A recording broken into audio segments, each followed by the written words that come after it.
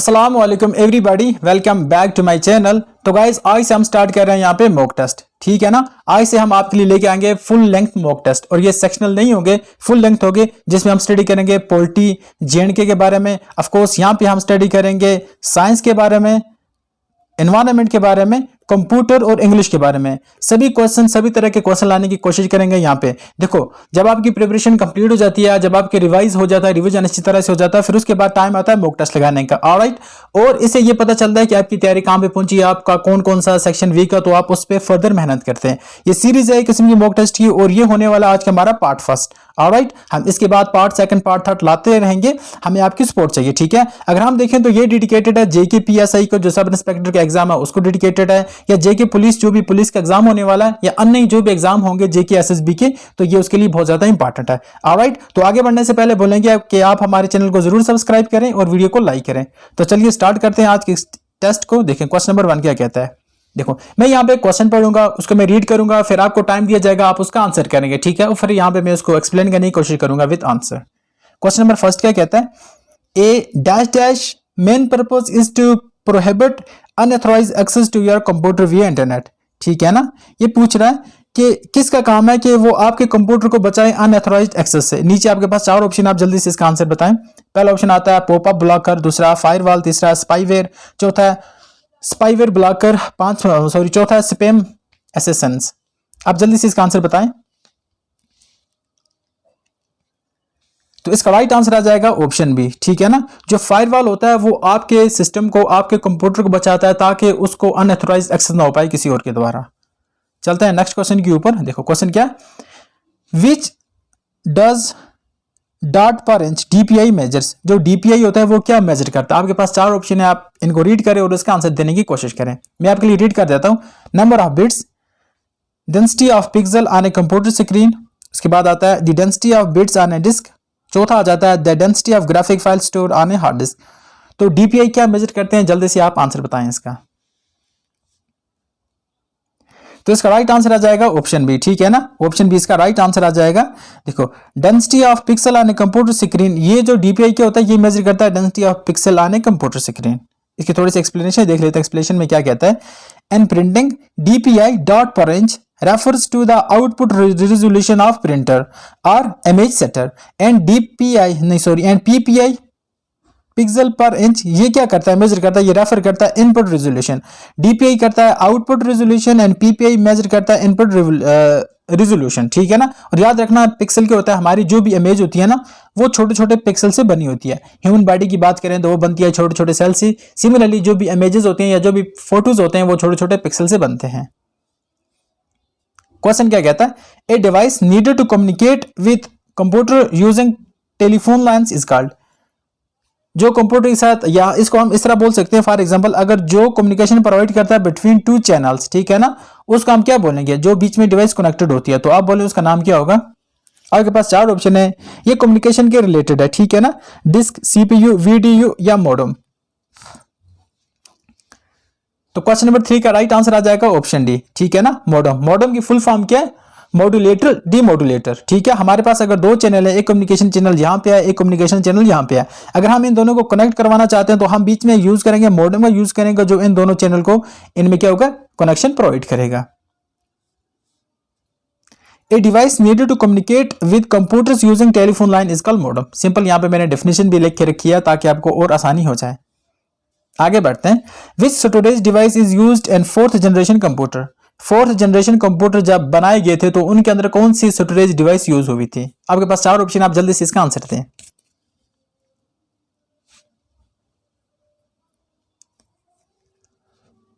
तो इसका right answer आ जाएगा option C, semiconductor memories. Semiconductor memories कहां पे हुई थी, 4th जनरेशन कंप्यूटर्स में, फॉर स्टोरेज पर्पस। सेमीकंडक्टर के साथ साथ और क्या यूज होता था, याद रखना, विंचेस्टर डिस्क भी यूज होते थे स्टोरेज पर्पस के लिए 4th जनरेशन कंप्यूटर्स में। क्वेश्चन पढ़ें आप। Which one record data bit as tiny magnetic spot. तो कौन सी है जो डेटा को रिकॉर्ड करता है टिनी मैग्नेटिक स्पॉट के, मतलब इस फॉर्मेट में रिकॉर्ड करता है। तो आप इसका आंसर दें। तो इसका राइट आंसर आ जाएगा ऑप्शन बी, ट्रैक जो है वो डेटा रिकॉर्ड करता है in the form of टिनी magnetic spot. Alright, clear. देखो यहाँ पे इसकी मैंने आंसर भी दे दिए हैं। 6 की बात करते हैं, select the correct indirect form of given sentence. यहाँ पे आपको इनडायरेक्ट फॉर्म, यहाँ पे मैंने डायरेक्ट फॉर्म दे रखी है और आपको इसे में कन्वर्ट करना है, इनडायरेक्ट फॉर्म में कन्वर्ट करना। ये थोड़ा इंग्लिश का क्वेश्चन है, होता है ना नरेशन का क्वेश्चन है, तो आप इसको अच्छी तरह से पहले रीड करो और फिर इसका आंसर दें। आपके पास 4 ऑप्शन है, तो मैं पहले आपके लिए क्वेश्चन पढ़ लेता हूँ। Sitab asked his mother has it been snowing all night. Sitab अपनी मम्मा से पूछ रहा है कि क्या सारी रात बर्फ होती रही। तो आप देखें इसका मतलब, इसको इनडायरेक्ट में अगर कन्वर्ट करें तो इसका राइट आंसर क्या आएगा।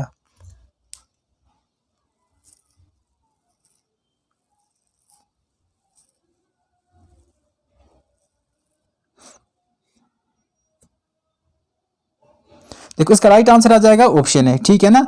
सिताब आस्क्ड हिज मदर, ठीक है ना, if it has been snowing all the night. If it had been, याद रखना ये पास्ट टेंस की बात हो रही है, यहाँ पे पास्ट टेंस है ना, तो ऑटोमेटिकली ये जो सेंटेंस होता है इसको भी हमें किस में चेंज करना पड़ता है, पास्ट में चेंज करना पड़ता है। और हैज की जगह क्या होगा, मतलब उसी ने कहा तो इफ इट हैड बीन, ठीक है ना, हैज चेंज होगा हैड में पास्ट में, और स्नोइंग ऑल द नाइट ये वैसे ही रहेगा। ऑलराइट, इतना क्लियर है, आगे बढ़े। देखो यहाँ पे आंसर ऑलरेडी मार्केड है।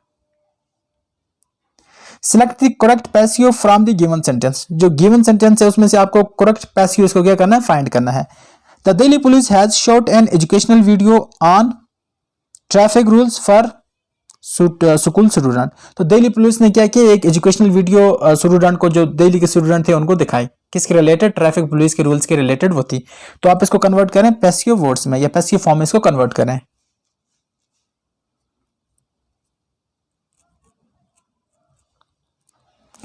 देखो इसमें क्या होता है कि ऑब्जेक्ट पहले आ जाता है और सब्जेक्ट बाद में चला जाता है। तो इसको मैं एक रूल बता देता हूं। ऑब्जेक्ट फॉर एग्जांपल यहाँ पे देखोगे, यहाँ पे सब्जेक्ट इसको मान लो लास्ट पे आ जाए तो ऑब्जेक्ट, बट अगर हम इसको पैसिव में कन्वर्ट करते हैं तो आपके ऑब्जेक्ट पहले आ जाते हैं और सब्जेक्ट बाद में आ जाते हैं।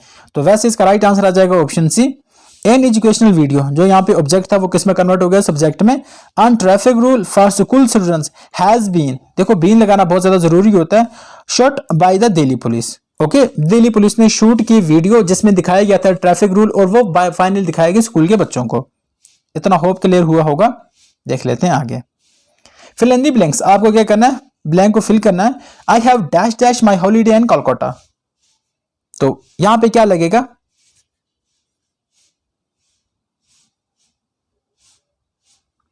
देखो यहां पे आएगा इसका option C, I have spending my holidays in Kolkata. ठीक है, इसका राइट आंसर यहाँ पे ये भी हो सकता है। देखो आप कुछ और भी लो सकते हो, लेकिन यहाँ पे राइट आंसर आ जाएगा स्पेंडिंग। ठीक है ना, I have spending my holidays in Kolkata.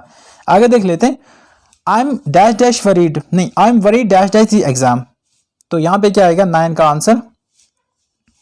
Definitely बहुत ज्यादा आसान है इसका आंसर, तो कोई भी प्रेडिक्ट कर सकता है। तो इसका राइट आंसर आ जाएगा I am worried about the exam. क्या, अबाउट द एग्जाम, तो अबाउट इसका राइट आंसर आ जाएगा। ठीक है, देख लेते हैं। The teacher set some homework dash dash the end of the lesson. यहां पे क्या लगेगा, टीचर ने बच्चों को कुछ होमवर्क दिया, किसके एंड पे, क्लास के एंड पे। तो ये जो फिल इन द ब्लैंक्स होगी यहां पे हम क्या भरेंगे, बहुत ही ज्यादा आसान है मुझे लगता है, तो आप इसको जरूर आंसर कर पाएंगे। देखो यहां पे हम लिखेंगे एट लिखेंगे तो ये एक मीनिंगफुल सेंटेंस बन जाएगा और ग्रामेटिकली राइट सेंटेंस बन जाएगा। ऑलराइट, आगे बढ़ते हैं। देखो, election bike taxi scheme is an initiative of which Indian state. एक ये है स्कीम के रिलेटेड, ठीक है ना, इलेक्ट्रिक बाइक टैक्सी स्कीम, ये किस इनिशिएटिव या किस मतलब इंडियन स्टेट ने ये इनिशिएटिव लॉन्च किया है, जल्दी से इसका आंसर बताएं। Electric bike taxi scheme exam में आ सकता है, तो इसलिए मैंने करंट का भी मटेरियल यहां पे लाने की कोशिश की है। तो इसका राइट आंसर आ जाएगा फोर्स ऑप्शन डी, कर्नाटका ने ये स्कीम लॉन्च की है। ऑलराइट, इलेक्ट्रिक बाइक टैक्सी देख लेते हैं इसके बारे में। The Karnataka electric bike taxi scheme was launched in Karnataka 6 months ago. It allowed private players, individuals, firms and aggregates to run electric bikes taxi in Bangalore। ठीक है ना, इलेक्ट्रिक बाइक और टैक्सी यहाँ पे मतलब इससे क्या होता है, देखो हमारा एक मिशन है ना कि हमें एनवायरनमेंट क्लीन करना है, ग्रीन हाउस गैसेस को कम करना है, रिड्यूस करना है, और हमें शिफ्ट होना है ग्रीन एनर्जी पे, ये जो हम बोलते हैं रिन्यूएबल एनर्जी पे। तो इसलिए ये नई नई स्कीम लाई जाती है। जिस तरह इलेक्ट्रिक बाइक है तो ये किस पे रन करेगी, इलेक्ट्रिक बाइक पे, ना कि फ्यूल जिसको हम पेट्रोल या डीजल बोलते हैं उस पर रन नहीं करेगी। ठीक है ना, citizen can avail of the service for a maximum distance of 10 kilometre. However the transport department has received only 1 application for licence. ठीक है, the state has not yet fixed the bike taxi fares. अभी इसके fair अच्छी तरह से fixed नहीं हुए, but ये एक स्टेप है ताकि हम रिन्यूएबल एनर्जी की तरफ शिफ्ट हो जाएं।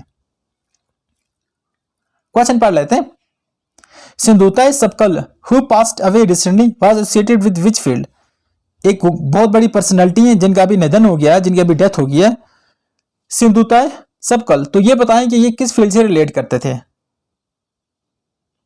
तो याद रखना ये एक सोशल सर्वेंट थे, सोशल सर्विस से ये क्या रिलेट करते थे। ऑलराइट, इनके बारे में थोड़ा सा पढ़ लेते हैं। Social worker Sindhutai Sapkal who was passed away refer to as Mai or mother recently passed away. याद रखना इसको क्या जाना जाता है, किस नाम से जाना जाता था, माई या मदर नाम से जाना जाता था, और इनकी रिसेंटली इनकी डेथ हो गई है। Her last rites were conducted with her with state honour. तो स्टेट ने मतलब इनके जो अंतिम प्रक्रिया थी उसको पूरा किया। She has raised over 1050 children and received the Padma Shri Award in 2021 and a social work cattle other award and honors. She has also set up the well-equipped home for children at Pune. तो ये क्या करती थी, mostly ये एक social servant थी, social work करती थी, सोशल वर्क करती टू बी मोर स्पेसिफिक, ये एक सोशल वर्कर थी। और जो भी बच्चे थे ना जिनको घर नहीं था उनको क्या करती थी, उनको मतलब अडॉप्ट करती थी, उनको उनके लिए एक चिल्ड्रन हाउस रखा था जहाँ पे ये बच्चों को शिक्षा वगैरह देती थी, एजुकेशन उनका ख्याल रखती थी।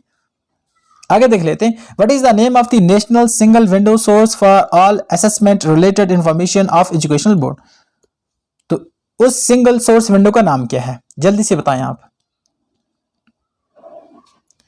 तो याद रखना उसका नाम आएगा परख, ठीक है ना, उसका नाम क्या आएगा, परख। देख लेते हैं ये है क्या।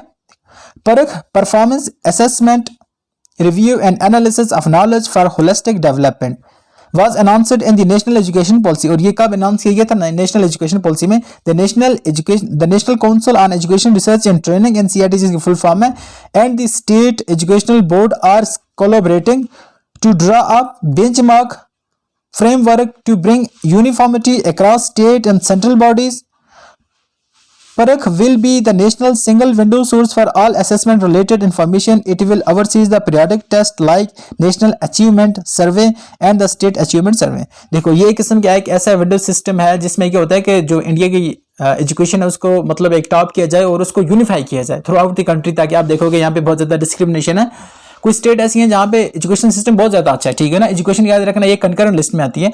फॉर एग्जाम्पल अगर हम केरला की बात करें या तमिलनाडु की बात करें तो यहाँ पे एजुकेशन सिस्टम बहुत ज्यादा अच्छा है, एडवांस है। अगर हम नॉर्थ की बात करें, दिल्ली को छोड़कर अगर हम देखें बिहार की बात करें या यूपी की बात करें या बाकी अन्य स्टेट की बात करें तो यहाँ पे एजुकेशन सिस्टम उतनी अच्छी तरह से डेवलप्ड नहीं है। तो ये परख जो होता है ये असेसमेंट करता है, मतलब कौन सी जगह पे हमें ज्यादा मेहनत करने की जरूरत है या कौन सी जगह पे हम क्या ज्यादा असेसमेंट दे सकते हैं या वहां पे बेहतर तरह से बच्चों को अडॉप्ट कर सकते हैं, उनकी स्किल डेवलप कर सकते हैं। क्वेश्चन क्या है, the international day for peace of African descent was first observed in which year. तो international day for peace of African descent ये बताएं किस ईयर में इसको सबसे पहले सेलिब्रेट किया गया या ऑब्जर्व किया गया। 14 का आंसर जल्द से दें। तो देखो ये लॉन्च किया गया फॉर द फर्स्ट टाइम, इसलिए तो करंट में न्यूज बन गया। अगर फॉर द फर्स्ट टाइम आया तो यहाँ पे 2021 में ये आ जाएगा, ठीक है। ये करंट के रिलेटेड थे इसलिए याद रखना international day for people of African descent, उनके लिए ये पहला दिन मनाया गया। देख लेते हैं इसके बारे में। The United Nation marked the first ever international day for peace of African descent on 31 August 2021 में। This occasion also come as the mid point of the international decade for people of African descent 2015-2024। The decade aims to celebrate important contribution of the people of African descent, advance inclusion policies, eradicate racism and promote human right। तो ये किसके लिए dedicated है, याद रखना जो भी African है जिनको हम ब्लैक कहते हैं, नेग्रोज कहते हैं, देखो उनकी बहुत ज्यादा मतलब उन्होंने बहुत ज्यादा सितम सहा है और उन्होंने कुछ कंट्रीब्यूशन भी किया, ठीक है ना।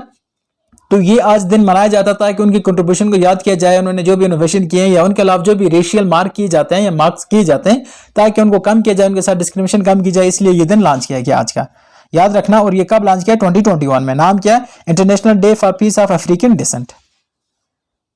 नेक्स्ट क्वेश्चन है, which educational sector institution launched the online grievance registration system name e Samadhan. तो किस सेक्टर, एजुकेशनल सेक्टर ने ई समाधान को लॉन्च किया है। सिंपल है, जल्दी से आंसर बताएं इसका। तो इसका राइट आंसर आ जाएगा यूसीजी, यूनिवर्सिटी ग्रांट कमीशन ने क्या लॉन्च किया है, online grievance register system, alright, जिसको हम कहते हैं ई समाधान। देख लेते हैं ये है क्या। हायर एजुकेशन सेक्टर रेगुलेट, देखो जब यूजीसी की बात करें तो ये हायर एजुकेशन को रेगुलेट करती है। आपकी कॉलेज ले लो या आपकी यूनिवर्सिटी ले लो तो क्या करते हैं, ये रेगुलेट करती है, ठीक है ना। जो भी मॉनिटरिंग सिस्टम होता है तो कौन करता है, यूजीसी करता है। अगर हम इसमें देखें इस समाधान क्या होता है, इस समाधान में होता है online grievance registration and monitoring system which is digitally platform for stake holder to identify and apply the grievance feedback or queries. अब जो भी क्वेरीज मतलब अब किसी को भी कोई क्वेरी होती है हायर एजुकेशन के रिलेटेड तो वहां पे मतलब ये एक उसके प्लेटफॉर्म मिल जाएगा ताकि वहां पे अपनी क्वेरी डाल पाए, अपनी ग्रेवेंस उसको वहां पे डाल पाएगा और उसको अच्छी तरह से वहां पे फीडबैक मिलेगा। यहां से भी हम फीडबैक दे सकते हैं कि कौन सी कॉलेज या कहां से भी गवर्नमेंट इंस्टीट्यूशन है जहां पे कुछ प्रॉब्लम आ रहा है हायर एजुकेशन में, तो हम यहां से भी फीडबैक प्रोवाइड कर सकते हैं। किसके जरिए, ई समाधान के जरिए, याद रखना। नेक्स्ट आ जाते हैं, what is the colour of light emitted by sun. Sun से जो लाइट एमिट होती है उसका कलर क्या है। इंपॉर्टेंट क्वेश्चन है, याद रखना, थोड़ा फन सा क्वेश्चन है, फनी सा। देखो हमें पता है कि जो हमारी लाइट है उसके कितने कंस्टिट्यूएंट कलर्स हैं, वो उसके मैक्सिमम 7 कलर हैं। मेजॉरिटी जो हम दिखते हैं नजर में क्या आता है, 7 कलर रहते हैं, ठीक है ना, जो रिप्रेजेंट किए जाते हैं विबगर से। विबगर से क्या होता है, रिप्रेजेंट किए जाते हैं। जब सातों के साथ स्कैटर हो जाते हैं तो हमारे पास एक लाइट आती है जिसको हम कहते हैं व्हाइट लाइट, ठीक है ना। जब सातों के सातों स्कैटर हो जाते हैं जो लाइट मिलती है उसको बोलते हैं व्हाइट लाइट। और जो सन से हमें लाइट नजर आती है वो स्कैटर फॉर्म में नजर आती है और इसीलिए हम उसको बोलेंगे कि वो व्हाइट लाइट की तरह बिहेव करती है। देख लेते हैं, Pongal festival is celebrated for 4 year in the Tamil Nadu, what is the 4th day of Pongal called. एक फेस्टिवल है जिसका नाम है पोंगल फेस्टिवल, कहां पे सेलिब्रेट किया जाता है, याद रखना तमिलनाडु के अंदर सेलिब्रेट किया जाता है। देखो जब इसका 4th डे होता है तो इसको किसी स्पेशल नाम से जाना जाता है, तो बताओ उसको 4th डे पे किस नाम से जाना जाता है। तो इसका राइट आंसर आ जाएगा ऑप्शन बी, कनम पोंगल। चौथे डे पे किस तरह से जाना जाता है, कनम पोंगल नाम से ये जाना जाता है। आगे बढ़े, देख लेते हैं इसके बारे में। Pongal is a multi day Hindu festival celebrated in the Tamil Nadu region. ये हार्वेस्ट फेस्टिवल है, याद रखना। It is dedicated to sun god, okay, Surya. It begin on the earth, it begin on the first day known as the Bhogi Pongal. पहले दिन को क्या कहते हैं, भोगी पोंगल कहते हैं, याद रखना। और आखिरी डे को क्या कहते हैं, आखिरी डे को कहते हैं कानून पोंगल कहते हैं। The second Jain council was held in which of the following places. जो जैन काउंसिल थी सेकंड, वो कहां पे हेल्ड की गई थी, मतलब कहां पे रखी गई थी, तो याद रखना वो रखी गई थी पतालीपुत्रा के अंदर। All clear. इसके बाद आपको जो बुद्धिस्ट 4 काउंसिल है आप उनको भी याद करना, कौन कौन सी कहां पे रखी गई थी। और याद रखना जो 4th वन थी वो JNK के अंदर रखी गई थी, कश्मीर के अंदर रखी गई थी, to be more specific Harwan वाले side. The second Jain council was held in 512 AD, ठीक है ना, at Vallabhi. It was presided over by Devardhi Kshamashramana and developed final compilation of 12 angas and 12 upangas। इसके बारे में अगर हम देखें तो there was 24 great teacher called the Tirthankaras. अगर जैनिज्म की बात करें तो यहाँ पे 24 क्या थे, तीर्थंकरास थे, जिसको हम बोलते हैं 24 प्रॉफिट भी कह सकते हैं। जो पहला था उसका नाम क्या था, ऋषभनाथ, ठीक है ना। और जो 24th उनका नाम क्या था, याद रखना, लॉर्ड महावीरा। और ये फाइनल थे, इसके बाद कोई भी तीर्थंकर नहीं आया इनमें, तो ये फाइनल थे। और याद रखना स्टार्ट किसने किया था, ऋषभनाथ ने किया था। इंपॉर्टेंट है, याद रखना। आगे बढ़ते हैं नेक्स्ट क्वेश्चन के ऊपर। In 1939 Subhash Chandra Bose was elected as president of Congress party defeating. 1939 में प्रेसिडेंशियल इलेक्शन हुए थे कांग्रेस पार्टी में इटसेल्फ, ठीक है ना। अब वहां पे बने थे सुभाष चंद्र बोस, क्या बने थे, प्रेसिडेंट बने थे। बट उनके जो ओपोनेंट थे, जो इनके अपोजिशन लीडर थे, वो कौन थे जिन्होंने वो इलेक्शन लड़े थे, याद रखना। उनका नाम था प्रतिभा सीतारमैया। क्या, प्रतिभा सीतारमैया उनके अपोनेंट थे। देख लेते हैं। Subhash Chandra defeated Gandhi preferred candidate Pratibha Sitaramayya and elected as a president of Congress session 90 highland Tripura. याद रखना ये क्या था, सुभाष चंद्र बोस मतलब इससे पहले जो सेशन था उसके भी प्रेसिडेंट थे। और ये जो 1939 मतलब 1938 में भी वो कांग्रेस के प्रेसिडेंट थे, बट 1939 में भी वो प्रेसिडेंट थे। बट यहाँ पे उनमें कंट्रोवर्शियल आ गई। जो गांधी जी चाहते थे कि इस बार कोई और बने, उनका कैंडिडेट बने, बट बोस भी ये इलेक्शन कंटेस्ट करना चाहते थे और फाइनली वो जीते। और इस वजह से क्या हुआ, गांधी मतलब थोड़ा सा डिप्रेशन में चले गए थे। मतलब हम बोल सकते हैं कि थोड़ा सा उनको बुरा लग गया था। बट उन्होंने क्या किया, हम यहाँ पे एक और चीज आपको बता देना चाहेंगे कि उन्होंने मगर यहाँ पे इस्तीफा दे दिया। उन्होंने कहा कि अगर मुझे कांग्रेस पार्टी नहीं चाहती एज ए प्रेसिडेंट तो मुझे यहाँ से इस्तीफा देना चाहिए। उन्होंने रिजाइन करके उन्होंने एक अपना फॉरवर्ड ब्लॉक बना दिया। याद रखना उन्होंने क्या बनाया, फॉरवर्ड ब्लॉक बना दिया था, ठीक है ना। क्योंकि उनके कांग्रेस के साथ अच्छी नहीं लगी थी, उनको ऐसा लगा था ये कांग्रेस है, ये आज ही की सोचते हैं, तो हम आगे फॉरवर्ड ब्लॉक के साथ चलेंगे। और उनको बहुत सारे बंदों ने ज्वाइन किया था। याद रखना उन्होंने टर्म कॉइन की थी जय हिंद। और उन्होंने क्या किया था, ही फॉर्मेड आजाद हिंद फौज। और उन्होंने एक बुक लिखी थी द इंडियन स्ट्रगल। इंपॉर्टेंट है, याद रखना ये भी। Who is the author of the book matters of discretion? Matter of discretion का ऑथर कौन है, तो जल्दी से बताएं। याद रखने इसका राइट आंसर आ जाएगा I.K. गुजराल। ये क्या है, ऑथर है मैटर ऑफ डिस्क्रिशन। ओके, आल्कलेट देख लेते हैं थोड़ा सा। अमंग द गिवन ऑप्शन जो हमने अभी देखे, तो I.K. Gujral is the author of the book matter of the discretion. The book is all about the personal and crucial event that he had significant impact on the nation and it was published in 2011। I.K. Gujral served as 12th prime minister of India from 1997 to 1998। याद रखना। Okay, आगे देख लेते हैं। If the president want to resign from his office, he may do so by writing to। अगर president अपना इस्तीफा देना चाहते हैं तो भाई वो इस्तीफा किसको लिखकर देंगे? तो ये तो सबसे आसान मुझे लगता है कि आंसर है, तो इसका राइट आंसर आ जाएगा ऑप्शन डी। 21 का ऑप्शन क्या आ जाएगा? वो क्या करते हैं, अपना इस्तीफा लेकर प्रेसिडेंट को देते हैं। अब ये क्वेश्चन बनता है, जब वो प्रेसिडेंट बनते हैं तो वो ओथ किससे लेते हैं? याद रखना, वो सीजीआई से ओथ लेते हैं। अगर सीजीआई नहीं होता तो जो भी सीनियर मोस्ट जज होता है सुप्रीम कोर्ट का, उसके सामने वो ओथ लेते हैं। इन केस अगर उनको रिजाइन करना होगा तो वो रिजाइन किसको करेंगे? वाइस प्रेसिडेंट को करेंगे, ठीक है ना। फिर उसके बाद जो वाइस प्रेसिडेंट होते हैं वो एक्ट करते हैं as a president for a period of 6 month. 6 month के अंदर इलेक्शन होंगे, फिर उसके बाद नए प्रेसिडेंट इलेक्ट किए जाएंगे, ठीक है। इंडायरेक्ट इलेक्शन होंगे और नए प्रेसिडेंट इलेक्ट किए जाएंगे, ठीक है। यहाँ पे इसके बारे में आप पूरा ये आर्टिकल पढ़ सकते हैं, यहाँ पे मैंने अच्छी तरह से लिखा है। और याद रखना, अगर इंपीचमेंट करना प्रेसिडेंट को, वो article 61 according to article 61 of the Indian constitution हम प्रेसिडेंट को इंपीचमेंट कर सकते हैं।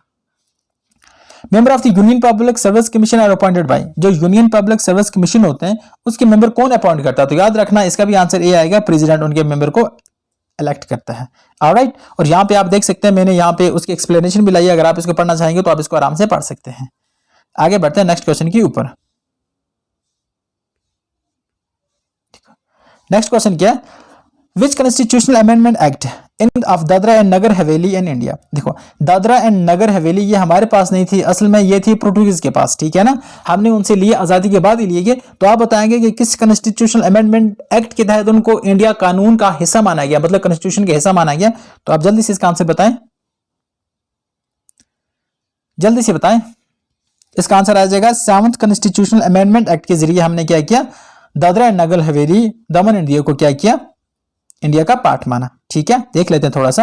Among the given option 10th constitutional amendment act 19 incorporated Dadra and Nagar Haveli as, यहाँ पे as the 7th union territory of India by amending the first schedule of the constitution. It is located in the western part of country and situated between the Gujarat and Maharashtra. इसकी location आपको पता है। And हमने क्या किया था, 2020 में इन दोनों को मर्ज कर दिया था। सॉरी, यहाँ पे मैं देखना चाहूंगा, यहाँ पे 10th ऑप्शन बी आएगा, ठीक है। ऑप्शन बी आएगा यहाँ पे 10th कॉन्स्टिट्यूशनल अमेंडमेंट एक्ट में इसको क्या किया था हमने? इनकॉर्पोरेट किया था these two territory and Indian mainland. Okay, याद रखना। नेक्स्ट पढ़ लेते हैं क्वेश्चन, आगे देखो आप।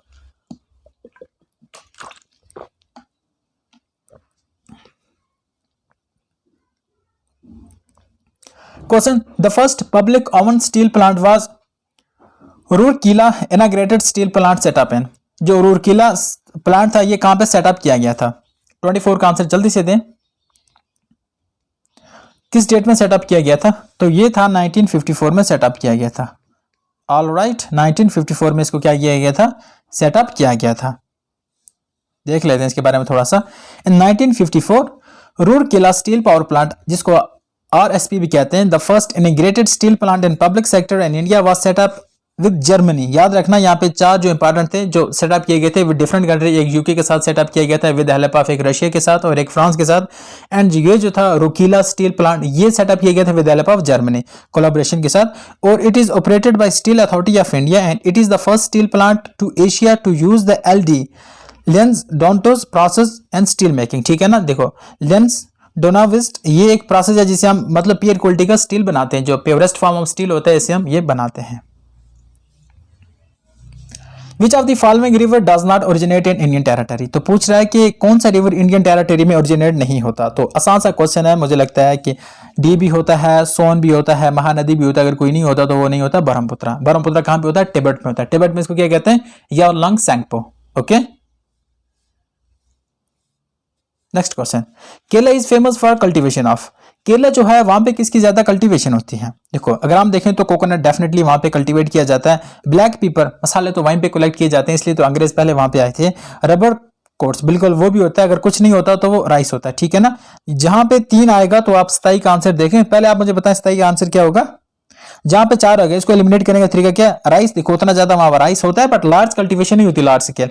4 जहां भी ऑप्शन है इसको भी काट दो, इसको भी काट दो, इसको भी काट दो, तो हमारे पास एक ही ऑप्शन बचता है, ऑप्शन डी।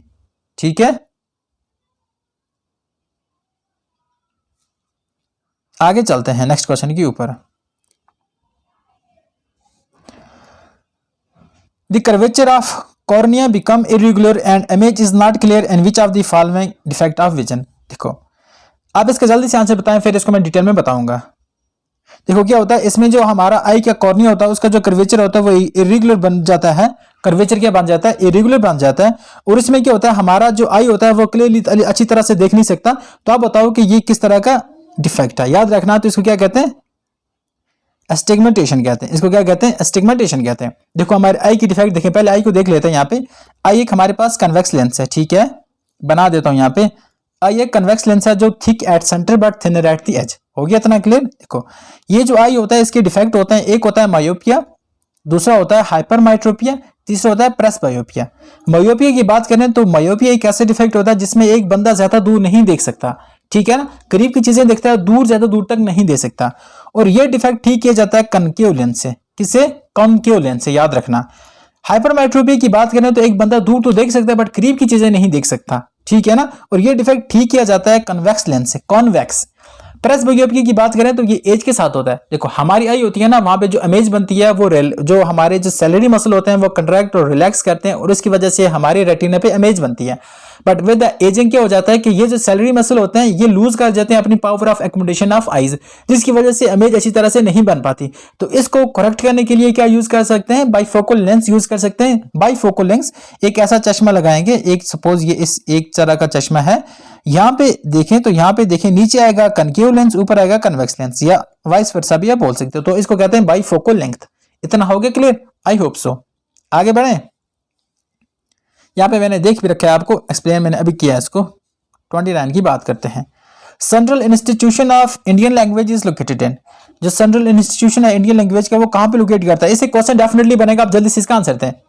तो इसका राइट आंसर आ जाएगा मैसूर, ठीक है ना। मैसूर का मतलब कर्नाटक के अंदर आप बोल सकते हो। देख लेते हैं इसकी थोड़ा सा। Central institute of Indian language is located इन मैसूर कर्नाटक के अंदर and it is an Indian research and teaching institute and A part of the language bureau of ministry of education, ठीक है ना। और याद रखना ये कब फाउंड हुआ था, 1969 के अंदर ये फाउंड हुआ था, ठीक है। और इसका क्या मेन मकसद क्या होता है, advancement of the Indian languages, जो भी इंडियन लैंग्वेज होती है उसको एडवांसमेंट किया जाता है, ठीक है ना। और क्या करना, इसका ऑब्जेक्टिव है प्रोटेक्ट करना डॉक्यूमेंट्स माइनॉरिटी ट्राइबल लैंग्वेजेस को क्या करना। देखो जो भी डॉक्यूमेंट होते हैं इंपॉर्टेंट, जो भी हमारे पास इंपॉर्टेंट बुक्स है पुराने जमाने की जिससे हमें इतिहास मिलता है, उसको प्रोटेक्ट करके रखना ये इस डिपार्टमेंट का काम है, ठीक है ना। और क्या करना है, हेल्प करना ताकि डिफरेंट लैंग्वेज एमालगमेट हो पाए या वो डेवलप हो पाए, इसका ये काम भी होता है। इतना आई होप क्लियर होगा। नेक्स्ट क्वेश्चन है, the international astronomical unit AIO union international astronomical union has approved 8 name of feature of moon and which language. तो जो मून है ना उसके 8 लैंग्वेज मतलब 8 नाम हमने क्या बता दिए, तो बताओ कौन सी लैंग्वेज में, जल्दी से बताएं आप इसका आंसर। याद रखना चाइनीज लैंग्वेज में, ठीक है ना। आप देखोगे कि चाइना का इन्फ्लुएंस कुछ ज्यादा ही होता जा रहा है डे बाय डे, वो बहुत ज्यादा डोमिनेट कर रहा है ग्लोबल पावर को। स्पेस की बात करें तो वहां पर भी उसके अच्छे मतलब उसके पंजे गड़ रहे हैं। इकोनॉमी की बात करें या नेवल की बात करें तो हर जगह पे वो, मिलिट्री की बात करें हर जगह पे वो अपने झंडे गाड़ रहा है। तो इसीलिए तो ये जो आंसर का राइट आंसर आ जाएगा, इस क्वेश्चन का राइट आंसर आ जाएगा ऑप्शन बी। देख लेते हैं, the green colour seen and the firework displays is due to the chloride site of. देखो हमारे पास जो पटाखे होते हैं ना जो फूटते हैं उसमें डिफरेंट कलर होते हैं। देखो जो डिफरेंट कलर होते हैं वो डिफरेंट केमिकल की वजह से होते हैं जो उसके अंदर होते हैं। बट ये जो ग्रीन कलर होता है ये क्लोराइड के किस सॉल्ट की वजह से होता है, तो याद रखना ये बैरियम की वजह से होता है। क्वेश्चन आ जाते हैं जो ग्रीन कलर होता है किसका, फायर क्रैकर का, तो वो किस वजह से आता है वो कलर, याद रखना वो बैरियम की वजह से आता है।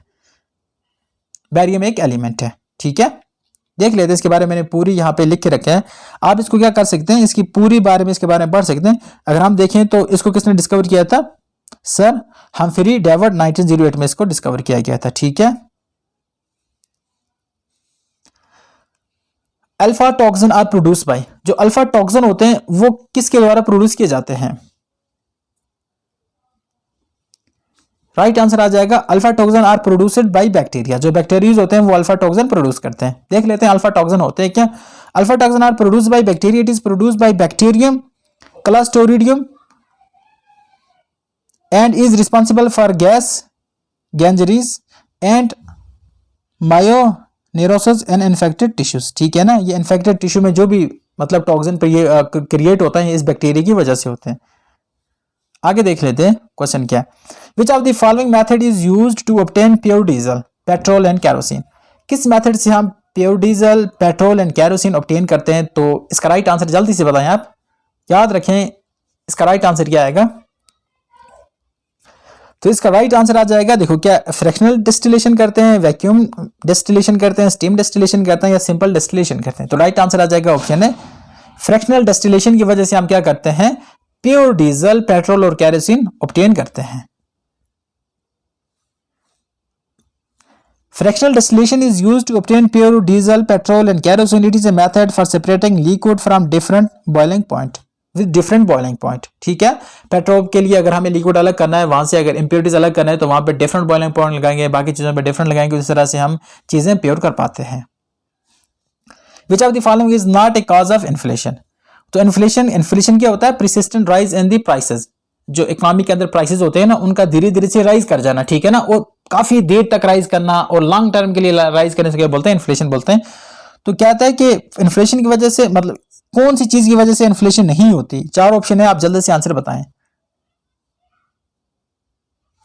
अगर हम कम पैसे प्रिंट करेंगे तो इन्फ्लेशन नहीं होगी। तो इन्फ्लेशन की वजह से क्या होता है, मार्केट में बहुत ज्यादा मनी आ जाता है, मनी सप्लाई मार्केट में बहुत ज्यादा हो जाती है, इससे इन्फ्लेशन हो जाती है।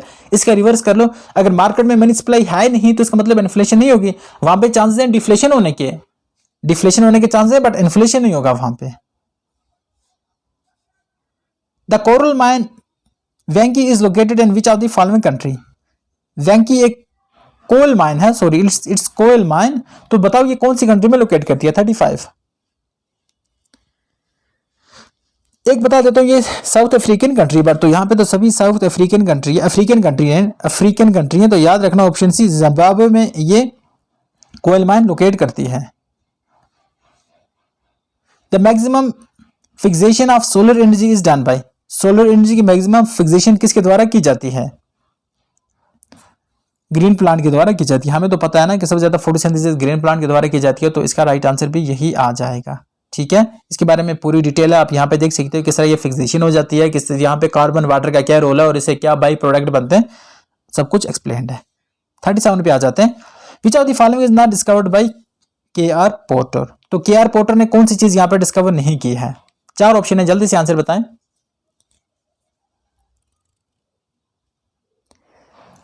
इसका राइट आंसर आ जाएगा endoplasmic reticulum was not discovered by, sorry यार गाइस, मैं क्या पढ़ रहा हूं, देखो मेरा मतलब यह है कि विच of the following is discovered by. हमारे पास चार ऑप्शन है, देखो हर साइंटिस्ट ने कुछ ना कुछ ऑर्गेनली सेल ऑर्गेनली डिस्कवर किए, ठीक है ना, बट ये पूछना है कि जो पर्सन है के.आर. पोर्टर उसने कौन सा यहाँ पे सेल ऑर्गेनली डिस्कवर किया। तो याद रखना उसने किया था एंडोप्लाज्मिक रेटिकुलम, क्या डिस्कवर किया था?